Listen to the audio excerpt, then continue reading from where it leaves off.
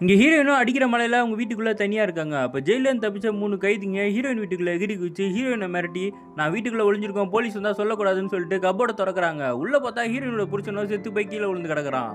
Heroine தான் அவங்க புருஷன கொலை பண்ணி அந்த கப்போர்டுக்குள்ள வச்சிருப்பா. காலிங் பெல் சத்தம் கேக்குது. பக்கத்து வீட்டுக்காரன் உள்ள புகுந்து ஹீரோயின் கூட தப்பா நடந்துக்க ட்ரை பண்றான். ஹீரோயின் அவன கொஞ்ச நேரத்துல வெளிய துரத்தி விட்டுறா. அதுக்கப்புறம் இந்த கைதிங்க கிட்ட இந்த பாடி டிஸ்போஸ் பண்றதுக்கு நீங்க 3 பேரும் தான் எனக்கு ஹெல்ப் பண்ணணும்னு கேட்டுக்கிட்டு இருக்கா. ஹீரோயினும் அதுக்கப்புறம் அவங்களோட ஃப்ளாஷ்பேக்கை சொல்ல ஆரம்பிக்கிறாங்க. ஹீரோயின் வந்து ஒரு ஆர்ஃபனேஜில தான் வளர்ந்துகிட்டு இருந்திருப்பாங்க. அவன் புருஷனா வந்து ஒரு பெரிய ஃபில்ம் மேக்கரா இருந்திருப்பான். ஒரு நாள் கார்ல வந்துட்டு இருக்கும்போது ஹீரோயின் ஆட்டுக்குட்டிய காப்பாத்துறத பார்த்த உடனே இவனும் அவங்கள பார்த்து ஸ்ட்ரெயிட்டா அந்த ஆர்ஃபனேஜுக்கே போய் நிறைய டொனேஷன்லாம் குடுத்துட்டு ஹீரோயினை எனக்கே கல்யாணம் பண்ணி வைங்கன்னு கேட்டிருப்பான். அந்த ஆர்ஃபனேஜ்ல இருக்கவங்களும் நிறைய காசு குடுக்குறானேன்னு சொல்லி ஹீரோயினோட மனசை மாத்தி அவனுக்கே கல்யாணம் பண்ணி வச்சிடுறாங்க. அன்னைக்கு நைட்டு ஃபர்ஸ்ட் நைட்டு முடியுது. அடுத்த நாள் கிச்சன் எல்லாம் வேலையை முடிச்சுட்டு இவன் ரூம் வந்து திறந்து பார்த்தா அன்னைக்கு நைட்டு ஃபர்ஸ்ட் நைட்ல இருந்த எல்லாத்தையுமே வந்து இவன் வீடியோ எடுத்து உட்காந்து பார்த்துக்கிட்டு இருக்கான்.